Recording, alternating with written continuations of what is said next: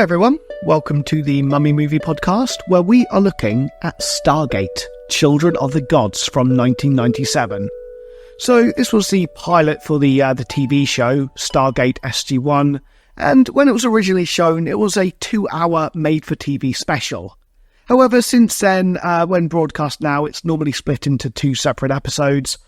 So, that's kind of why I'm covering 2 episodes at once, because they were originally just 1 episode. In terms of the format for the episode, we shall start with a look at the historical aspect of the film, mainly the areas around ancient Egypt, and then I shall simply review the film and rate it out of 10. But before then, it is time to uphold the ancient traditions of this podcast. It is time for the dramatic intro. Right. Several years have passed since you walked through the Stargate, and now you are living on the planet Abydos with your wife. The people of the planet have accepted you, and as such you feel happy and content.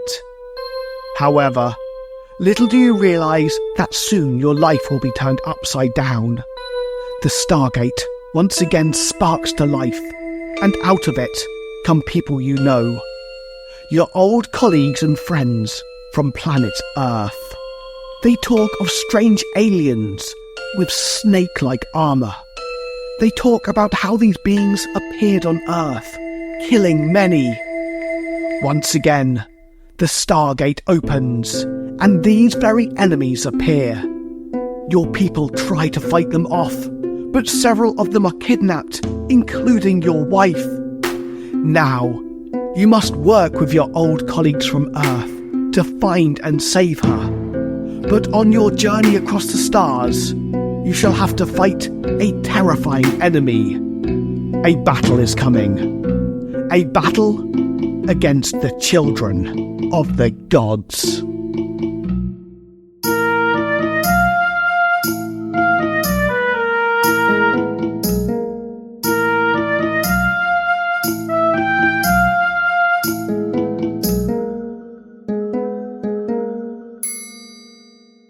Okay, so let's look at the history that the film presents. And I will just quickly say, a lot of the stuff here was already covered in the original Stargate film, my episode on that. So I shall be trying to cover new stuff here. At the beginning of the film, we see aliens wearing snake-like armour. At this point, I literally wrote in my notes I could talk about the Egyptian deity Apep. So just for reference, Apep was basically a terrifying deity that lived in the underworld in Egyptian mythology. He is depicted as a huge serpent and the eternal enemy of Ra, the sun god. Basically, he wants to swallow Ra whole so that the world will forever be in chaos and darkness. Okay, so it's time to talk about something a lot of my audience will have heard before. I do promise I am going to say something new this time. Right, okay. So, each morning, the sun, so Ra, was born in the east. He would then travel across the sky on his solar bark, growing older as he did, until he would die and sink into the underworld in the west. At this time on Earth, well, obviously night would be going on because the sun was travelling through the underworld. And, well, to the ancient Egyptians, this was the most dangerous time as they were not protected by Ra's light. As such, it was the time that demons would come out to cause mischief. Basically put, it was integral that Ra, the sun god, should survive his journey through the underworld. As I'm sure many of my audience will already know, during this journey, Ra would pass through many caverns in the underworld, and as his light filled these, the blessed dead, so essentially the dead who had attained an afterlife, who resided in these caves, would come to life, living an entire lifetime in the hour it took him to cross through. Then, once he had passed through this cavern, and the gate had slammed shut, all of the blessed dead would return to their slumber until the next night. At one point in the journey, Ra meets the god Osiris, the king of the underworld, and for a time they become one. Once united, Osiris's regenerative power gives Ra new vitality to continue his journey. Basically, it makes him younger again so that he can be born in the east the next morning. At this point, Ra is at his most vulnerable, and as such, it is the perfect time for Apep, his eternal enemy, to attack. However, Ra is not alone. Many of the gods fight at his sides, even the ones who in other stories in Egyptian mythology are on different, opposite sides. For instance, Horus will fight along Seth, and even the deceased can take the form of Shu, the god of wind and air. As said earlier, Apep is essentially a huge serpent who wants to swallow the sun. By doing so, not only will everyone on Earth be plunged into darkness, but all of those in the underworld will also fail to ever be brought back to life by Ra's light. Apep is essentially an agent of chaos. He is the eternal enemy of Ra, the enemy of Ma'at, otherwise known as cosmic order, which was one of the main principles of Egyptian religion. So essentially, he's a pretty cool deity to base the enemy of this film on.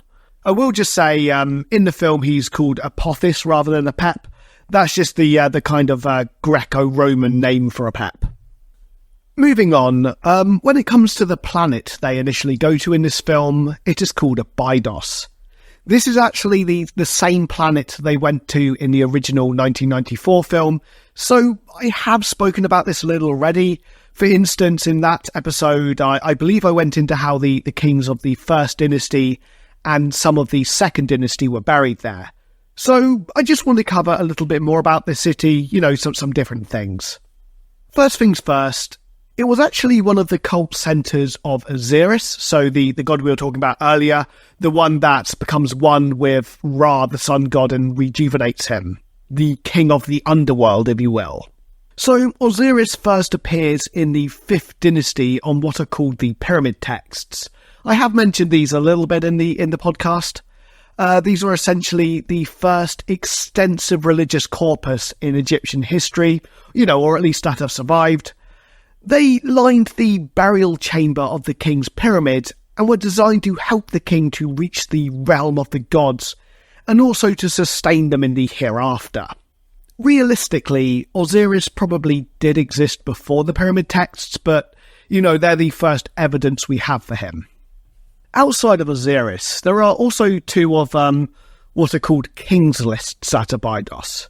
So, king's lists they're essentially as they sound. They are lists of all of the rulers of ancient Egypt.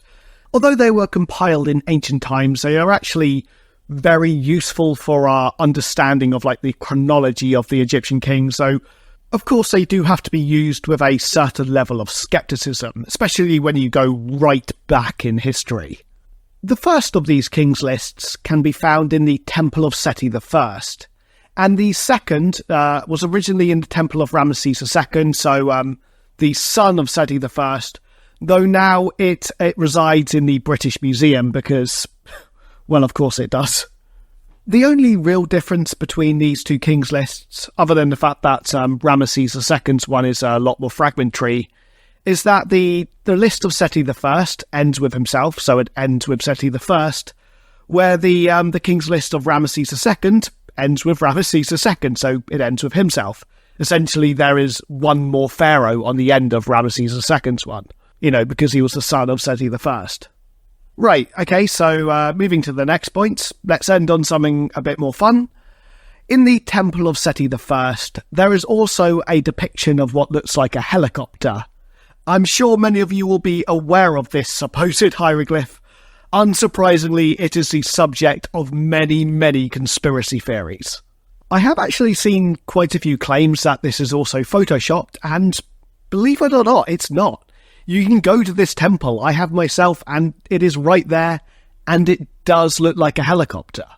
However, in reality, the answer of what this image actually is far less interesting than that.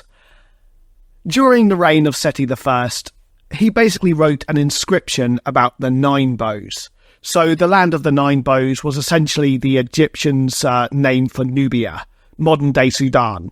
According to them, a lot of the inhabitants of Nubia were essentially very good archers. That's why I got the name. As such, in this inscription, Seti has a bow hieroglyph. Then later his son, Ramesses II, had this inscription plastered over and wrote his own inscription instead. In this inscription, there is a hieroglyph of a forearm holding a stick. Then next to it is another forearm which overlaps a quail chick. Over the years, the plaster that Ramesses II wrote his inscription on has basically eroded, which has merged the inscriptions of Seti I and Ramesses II together. This has created an image that essentially looks a lot like a helicopter. So, yes, in the Temple of Seti I, there is an image that looks a lot like a helicopter. This has not been sort of photoshopped, or at least normally hasn't, but it is just a coincidence.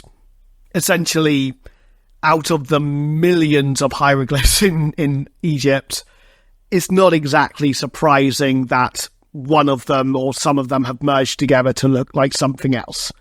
You know, it would almost be weird if that hadn't happened somewhere. So, overall, I don't really think it's fair to say that this film is historically inaccurate, especially as ultimately it's a sci-fi film which borrows very lightly from ancient Egypt. However, although the original film did a far more effective job of implementing Egyptian ideas, there are also a few nice little nods here and there in this one.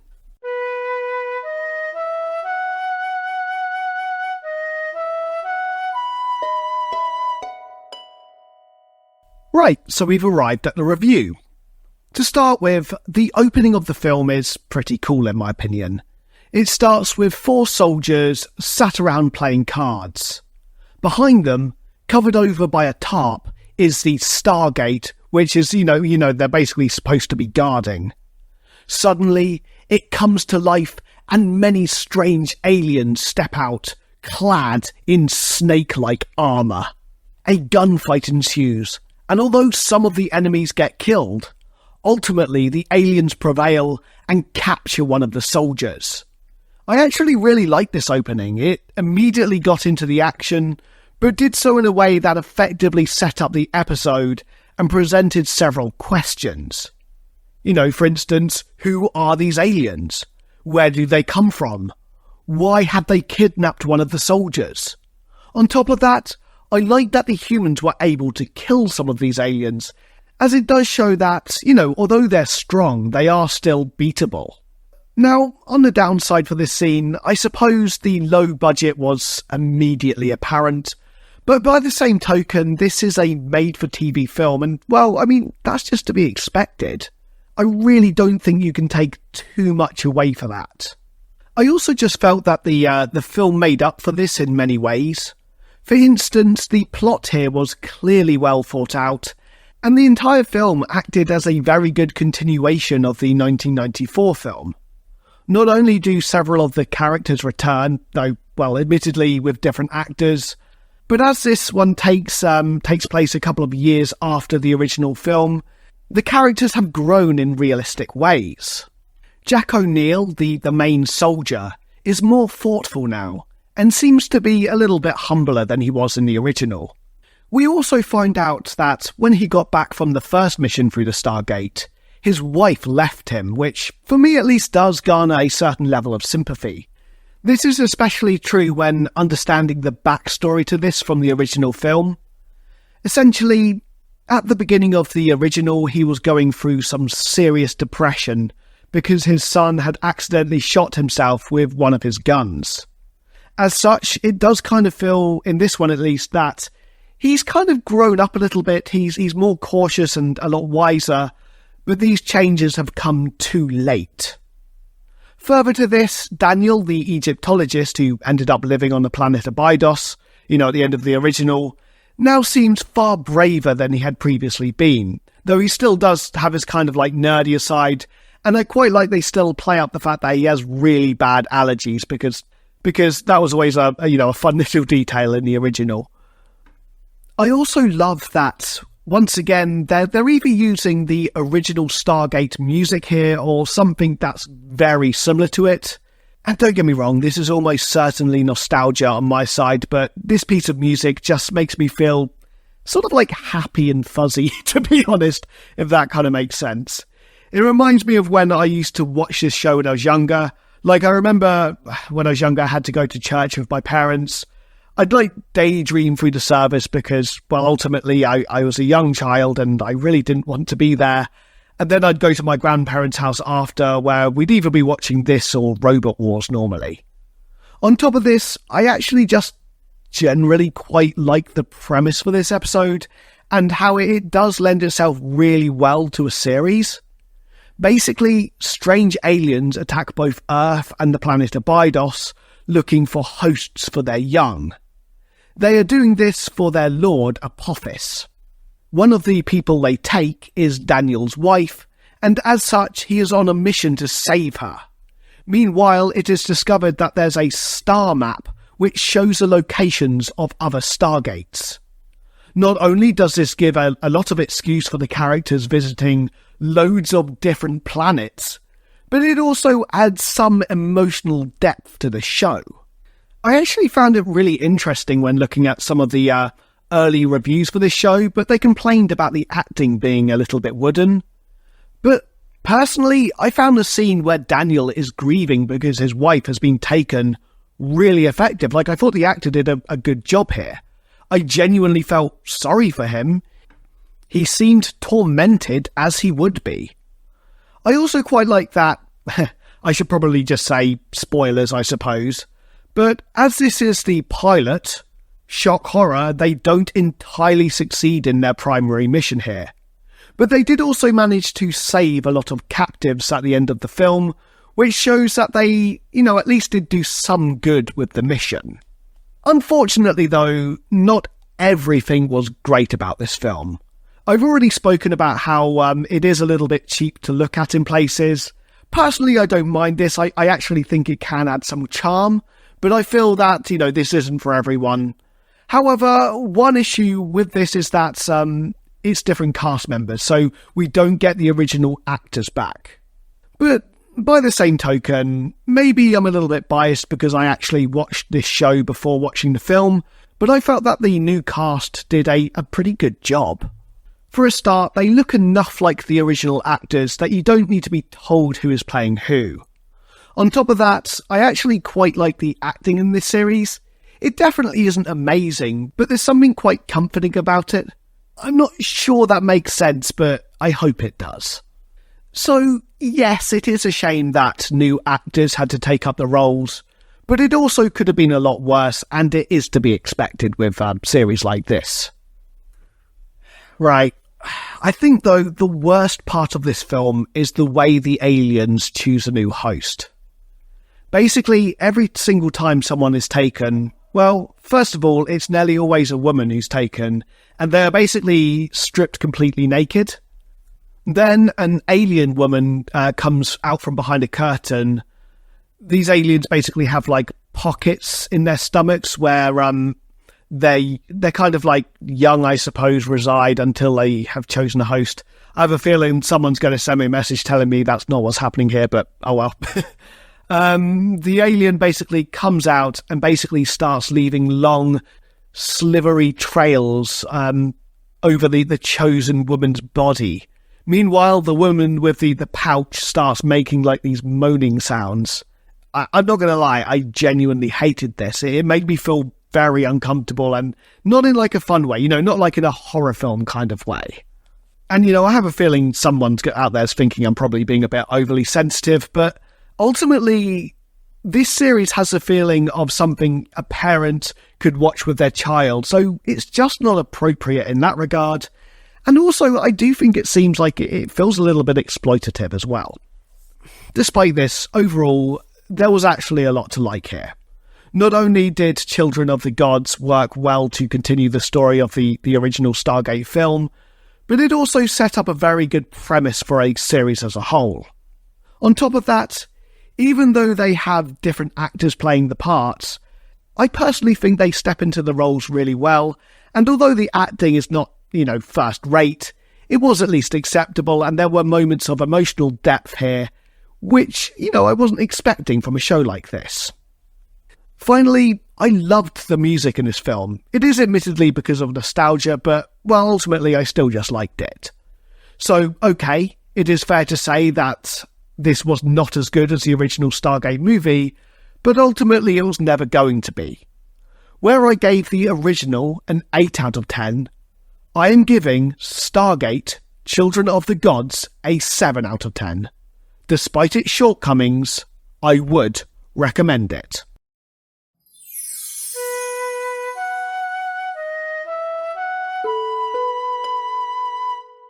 Thank you very much for listening. I certainly hope you've enjoyed this episode. If you have, well, you know the drill. Like, subscribe, leave a comment, all of that.